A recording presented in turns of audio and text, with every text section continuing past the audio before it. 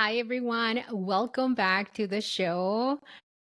I have a gift for every single one of you that is tuning in to this episode. I am here with Kim Guerra, author of Bad Ass Bonita. And of the record of the recording, I was telling her, like, for the first time in a while, I almost feel nervous about conducting this interview because her book is just fascinating. And I think that your book Kim also came at the right time, especially when our community really continues to need the voices, but also the healing that you talk about in your book. So, ¿cómo estás? Estar aquí. Thank you for having me and for doing this work por espacio de conversaciones para nuestra comunidad y para nosotras como mujeres. So thank you so much. I love that. So, I want to start us by talking about money because Yes. that's what we talk about on this podcast. And I want to start by asking you, how was your relationship with money growing up? My relationship with money, it was something I was scared of, or I grew up thinking like it was like for like the rich people were bad people. And my family did not have a lot. We were constantly without money. So it was what was familiar. And I grew up seeing my mom just kind of always like overspend or be worried or siempre decía, ay, no tenemos dinero, no tenemos dinero. So for me, it was something I grew up being scared of. And it's taken a lot of work, I think, to this day to continue to learn a loving and welcoming symbiotic relationship with money. Yes, and right now, as this new phase of your life that you're living, I mean, no wonder you chose the title Badass Bonita for your book, but I also see you thriving as an entrepreneur, which a lot of people want to enter that space, but also feel like, oh my God, I don't know if I'm gonna make it. And so I love seeing everything that you're doing because you're helping our community heal. You're helping our mujeres see that, hey, maybe entrepreneurship is for you. Your talents, your voice is something that you can monetize. And so I want to start by asking you another question, which is, when did you decided that it was your time to reclaim your time and really dive into your movement, which is Badass Bonita? I love that question because Badass Bonita did become such it felt like a lifeline to me where right when it started or when it started to grow as a business because I never even saw it as a business, but I'm like, oh my goodness, okay, this is something that is helping me and also providing me with a community, but also with a purpose. And it was at a time where I was feeling really lost, where I was getting a divorce. Also, I think Trump had got elected for the first time and I wanted to do something. And I'm like, what do I have? I have my creativity. So I'm going to create things that empower us, that heal us, that love on us, that remind us who we are. And at that time, I was in grad school too. So como que todas esas cosas se juntaron. When I look back, I'm like, oh my goodness, like I don't know how I did it because it was so much. Like trying to graduate grad school, navigate a marriage that was falling apart, starting a business, and dealing with really horrible political climate. And I felt so alone. But I think this is what gave me a purpose to keep going and to know that I'm doing something on my own and for myself. And I'm part of something that's greater than me. I think that was when it felt like it made no sense. And it really made no sense. Like, if you talk to a business person, that was not the time for me to be like, you know what, I'm going to go full time on this. But taking kind of, like you said, like reclaiming my time and my power to say, this is something that's really important to me, I'm going to make it work. And even if it meant like staying up till 4 a.m., fulfilling orders or writing handwritten letters after I turned in it was like I would do my homework for my grad program. And then, okay, now it's like time to fulfill orders and take care of my business and see, what is it that I need to do to tend to this growing business community entity brand. And it felt like it saved me, como que había una tormenta alrededor de mí, and that was like what made me cling on. Yeah, I love that so much for you. Now, there's two things about me that maybe you don't know. One is that my business also was launched when Trump got elected for the first time because of the pandemic. And on your book, I read that you were actually close to me. Like, I was like, okay, she was here in Seattle. I never met her. Like, what happened, right? And now you're back home, or what you now call home. And so I was like, I didn't know that you were here in Seattle. Which, when I was reading your book and the story on how you decided to invite people to the park and how you make people feel seen. And so I have a question in regards to that, because empowerment is such a strong theme throughout the book. Can you share, like, can you take us back to the moment when you invited people to meet with you at a park in Seattle to create that community? And I feel like, especially this time or this next round, we continue to need that Claro. community again, especially because we're nervous. We don't know what's gonna happen. Yes. Oh my goodness. I didn't know you were in Seattle. So I'll be in Seattle in 2 days, so maybe we could see each other. Yes, I'll be November 20th at Estelita's library. So see, Brown Badass Bonita started when I was in Seattle because I really wanted and needed my community. Y especialmente after Trump got elected. It's like we realized like how much more powerful we are when we are together. And that's for me, like that's medicine. And that's when magic happens, when we gather and when we see each other con ojos de amor. So I remember after I first made like the first Brown Badass Bonita shirt, it blew up and so many mujeres like, oh my gosh, I'm a Brown Badass Bonita too. Just nobody had told me. And then it made me realize like we are a community of Brown Badass Bonitas all over. But I didn't want it to just be online because there's beauty in online community and there is power in como en presencia. There is power in showing up all in one place. So I didn't know any other Latinas there, but I started to seek. I started to look for them. I'm like, I know we're here, we're everywhere.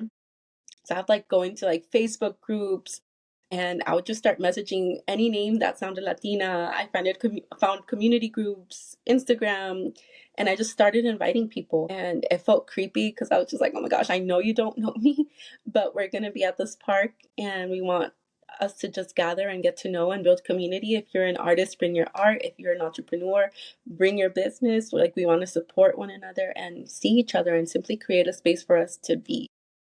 Y de ahí I called my best friend and we made tamales. He and his grandma were the tamaleros. And well, his grandma's like the tamalera that I grew up with and he would help her. So he's like, we're gonna make tamales like Mommy Jose. So we woke up at 5 a.m.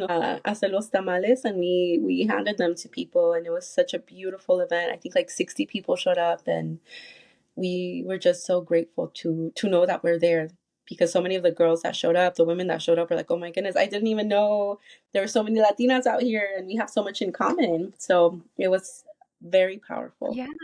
Yeah, and we are here. It just seems like we're not, because, and this is just my point of view. I feel that because there's so many emphasis in Latinas in tech, and a lot of them feel that they have to code switch, that they just can't show their Latinidad or their cultural pride because it's not what is accepted in a corporate setting. But I've been hosting events myself, and you are correct. Like, online is great, but in-person event, that's when you can hear people's stories with more impactful, than because you're seeing them, you're sensing their emotions. And so yeah, when I was reading your book, I was like, oh, like, and you do such a beautiful job describing how you felt, and I could see it, like I could feel your excitement about creating this community and this movement. And so I was like, oh my god, I cannot wait to have her on the podcast. Now, your writing emphasizes reclaiming cultural pride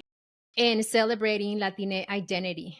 How does your own journey of embracing your heritage shape the stories that you share in the book? Claro. So one of the things that I think many of us grew up with, and even used, sharing Latinas in tech in Seattle, having to code switch, and sometimes it's like a survival strategy that people, in a way, to survive, they internalize shame or they internalize racism. And to some degree, cada quien faces it at certain points in their life. I remember what I felt. I felt I internalized racism the first time I heard racist comments. I was in middle school and oh yeah, you know how Mexicans are, they're this and this. And I wanted to not be like those Mexicans that they were talking about in such a negative way. And it was like such a shameful feeling.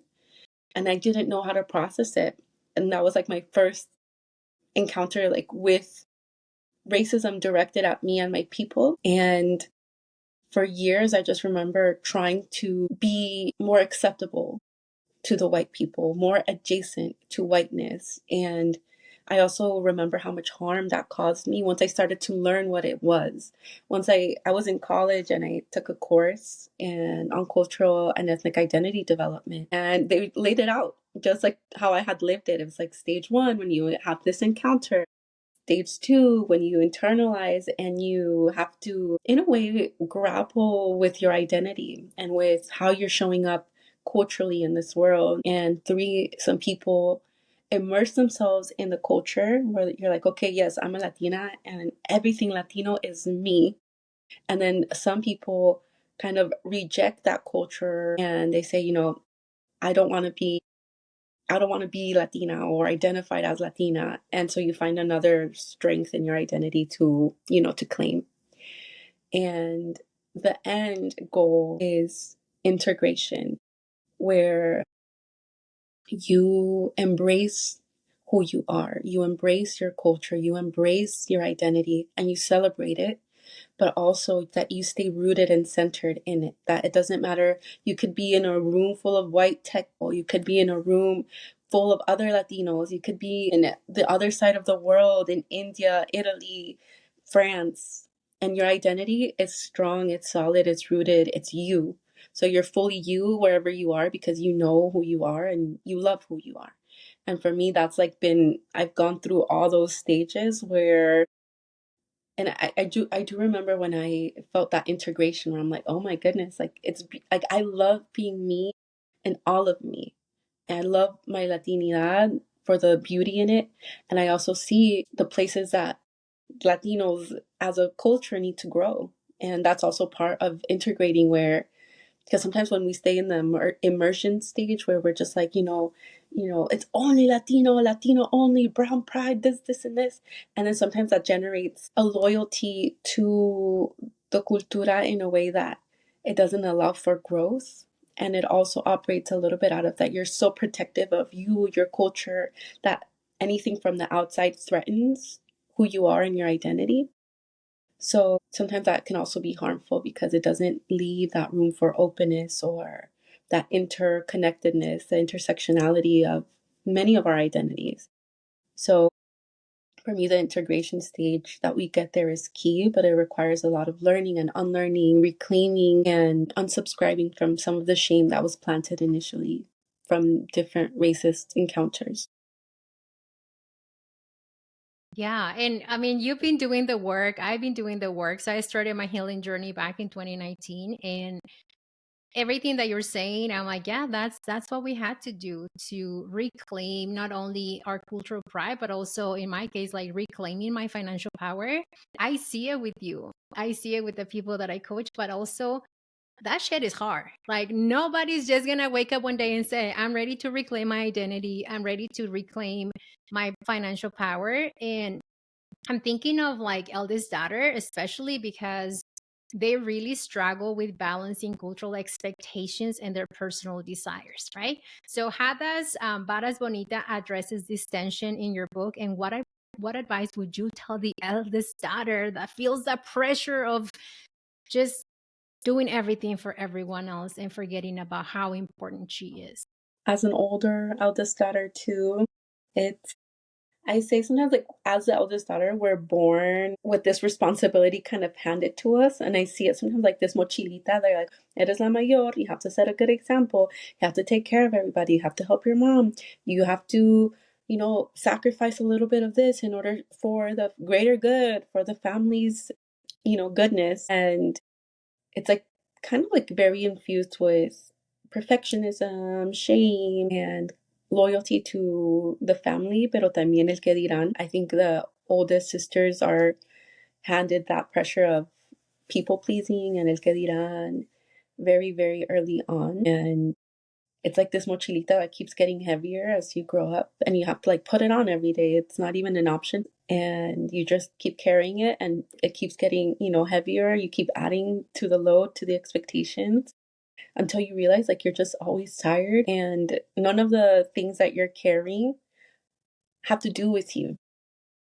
One of the practices that I had to ask myself is like, if I have this backpack, or if I have like this hypothetical plate, my time, my energy, my strength, all of it is being poured out to somebody else. Like, I don't take up any of my own space in my life.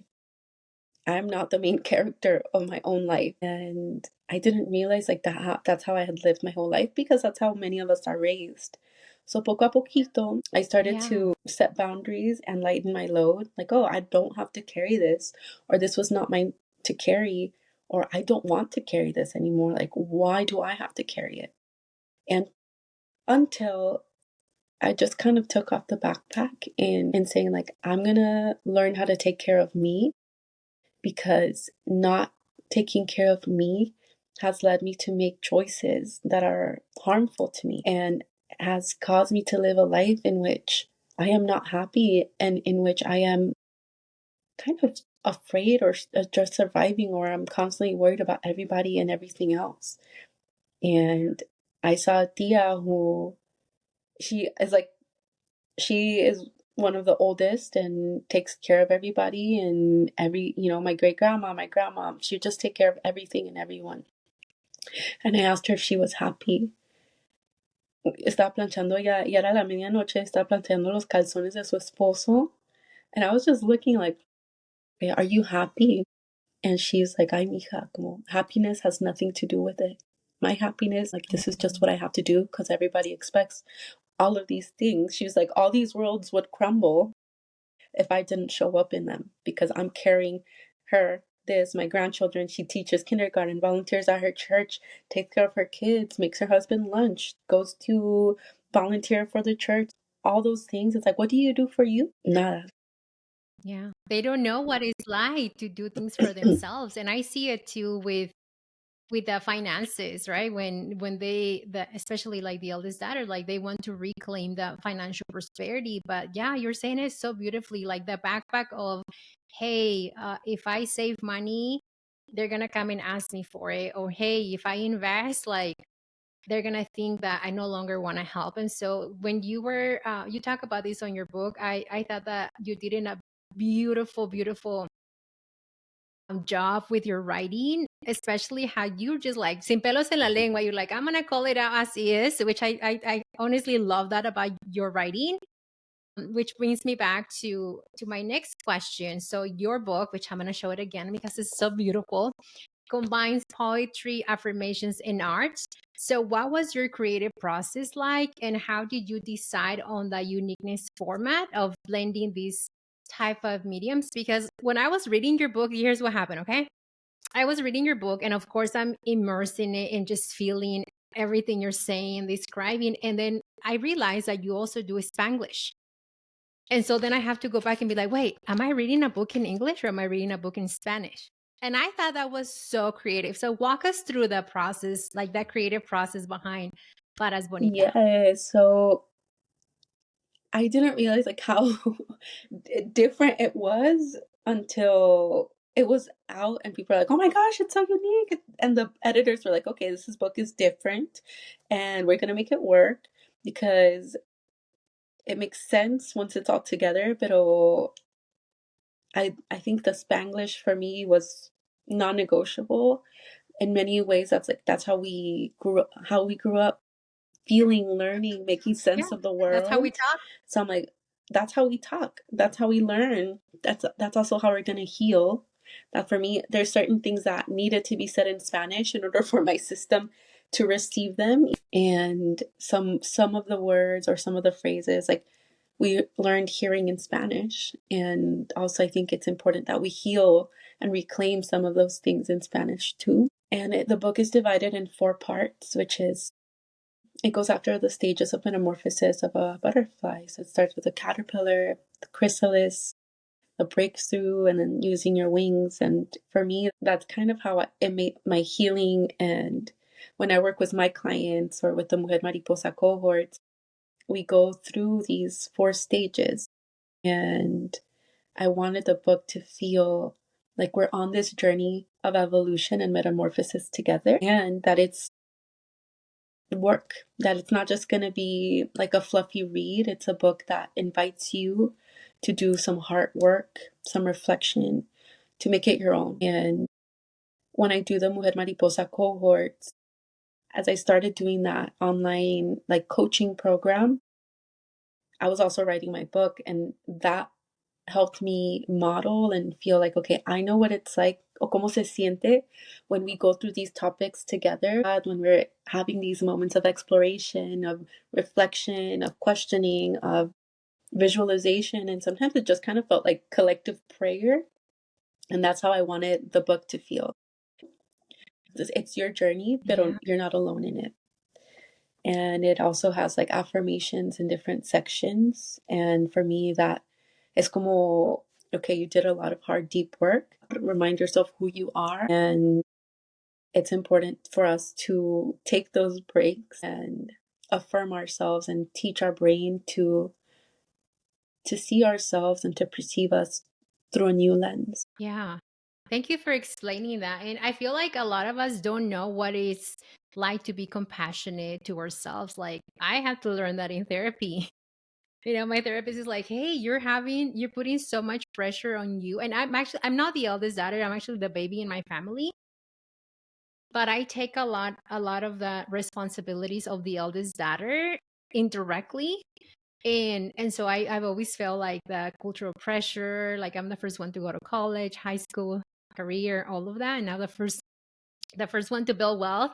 And so, there is a lot of cultural pressure too that I feel. But as I was reading your book, I was just loving literally like every single word. And I think with your book, I'm going to say like this is one of the books that I would read a sentence and then read like a paragraph and actually go back to read it again, not because I wasn't understanding it, but because it was so beautiful. Like I almost wanted to hear it again and again and again. And I have a 4-year-old, well, not 5-year-old, that she can read already. And so she grabbed your book. I'm gonna share a picture with you because she grabbed your book and she was reading your book and she's just like, like moving her cabecita a little bit. And I was like, what are you doing? And she's like, Mommy, it says bonita, because she's learning Spanish now. She's like, it says bonita, and that means beautiful. And I was like, yeah. And then she started like, can I read it? Can I read it when you're done? And I was like, well, I'll talk about it. But he's like, I love it. I love it. She's like, why are you highlighting these phrases right here? What does that mean? Like, so, it was fascinating. So with that being said, the work that you share in the book speaks about breaking generational cycles and healing from traumas that we had. How do you hope Bad Ass Bonita contributes to the healing journey of readers, particularly after the election results? So beautiful too that your daughter was holding it, and como que that she, even just that word bonita, it's like we get to redefine and show our niñas what being a badass, a bonita is. And it's so much more than how we look. It's who we are and how Yeah. we are in this world, and we get to choose that. And I think so much of what I hope for our community, especially post election, is for us to tell the world who we are and not to let the world tell us who we are.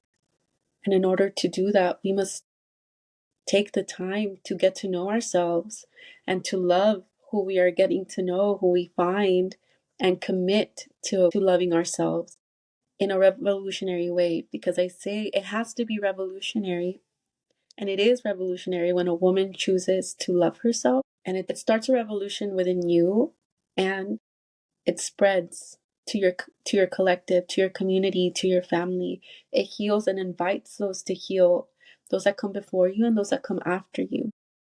Y cuando nosotros nos vemos con ojos de amor, that's such an important step, because going back to a little bit of what we were talking about, so many of us have internalized oppression, have internalized racism, have internalized machismo, have internalized homophobia. So we're learning to Marianismo. see ourselves through the eyes of our oppressors. And then in that lens, we are oppressing others because we have not learned to love the root of who we are and all of who we are.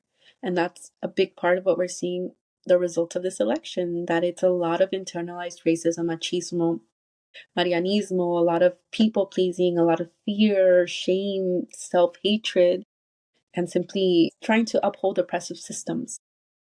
So we need to unlearn that internalized oppression and see ourselves with eyes of love and see our community and humanity with those same eyes of love and commit to being part of the collective liberation and not part of the oppression that is happening.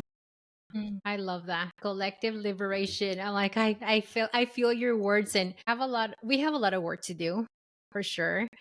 But I also have a lot of hope for our community because I see it more and more that, mujeres, badass mujeres are starting to step into their power and saying, you know what?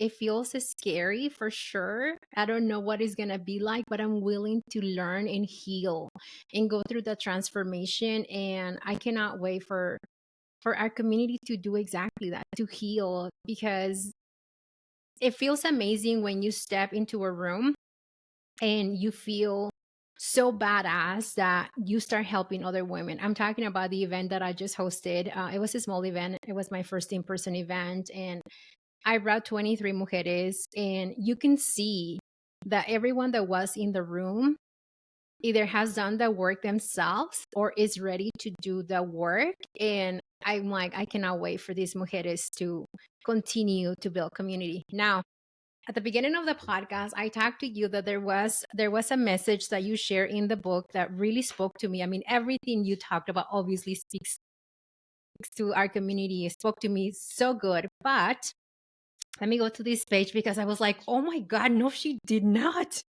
Okay. So you can clearly see that my last name has changed. It's King.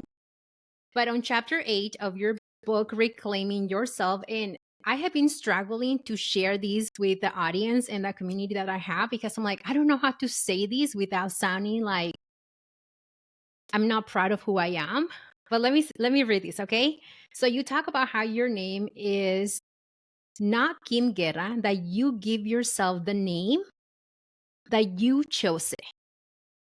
And I chose my last name to be King, especially after going through my healing journey. I didn't identify with what you also say, which is your biological dad's last name. It didn't fit you.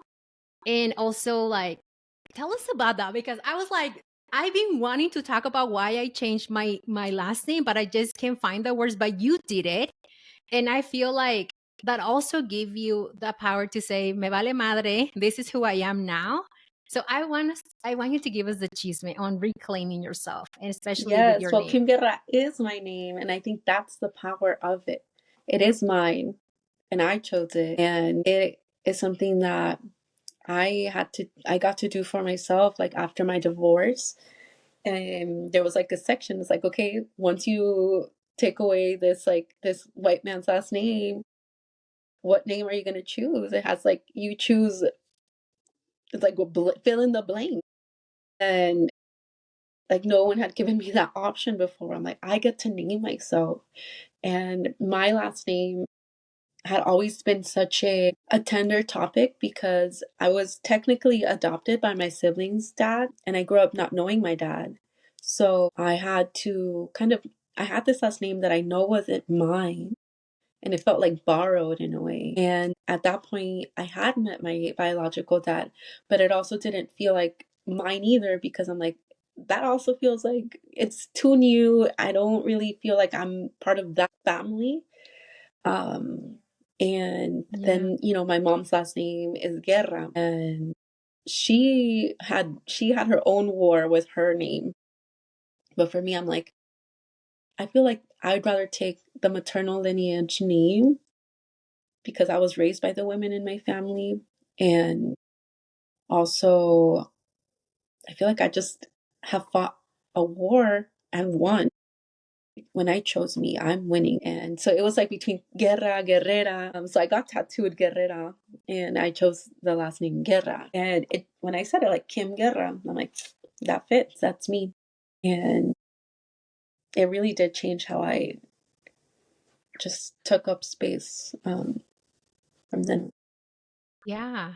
I love that. Thank you for sharing that. Yeah, I haven't seen that like on any other book. And yeah, like I actually haven't made the time to tell my community why I decided to change my last name. But for me, I think my dad's last name had a lot of financial struggles and financial trauma and financial betrayal. And in part of my healing journey was letting go of something that I never really felt like I belonged, because my parents divorced when I was just a few days old. I saw my dad like twice in my life.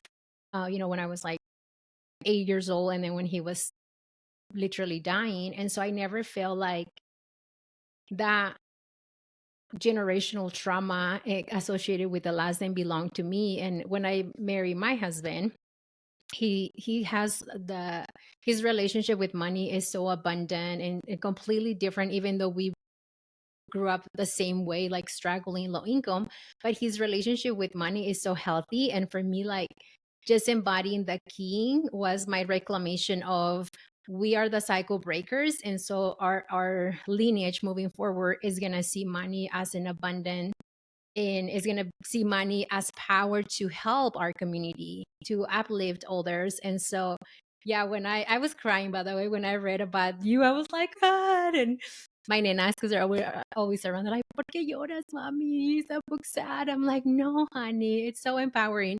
And I love that that is your name. I love that you are such an amazing guerrera, and your message is just so powerful. And the revolution that you have created is something that I'm very thankful for your time right now, because I'm like, oh my God, now I can tell them, hey, I was with her. So how can we support your book? Because on the podcast, we love providing you the platform to talk about your work, but also like ask, what do you need from us? Gracias. And I'm aligning myself with abundance. I'm Yeah. reclaiming my abundance and my right and my divine purpose. And that's so beautiful. Like, in a way, sometimes you get to reset that cycle for those that come in a beautiful, healing way. Ways that y'all can support me is buying the book, renting it, requesting it at your library, local bookstore, leaving reviews, sharing about what your experience is. For me, I love learning about how you're relating to the book. And you can follow me, Badass Bonita, Badass X Bonita on Instagram. I love taking clients. And then this upcoming year, we'll be hosting more Mujer Mariposa retreats. So that's another way that we can support one another and connect as a community. I love that. Thank you so Yes, much yes. for your time, Kim. It has been an honor, and keep shining, keep taking up space. And I cannot wait just to keep watching your journey, because it is truly Thank you revolutionary. so So much. thanks again.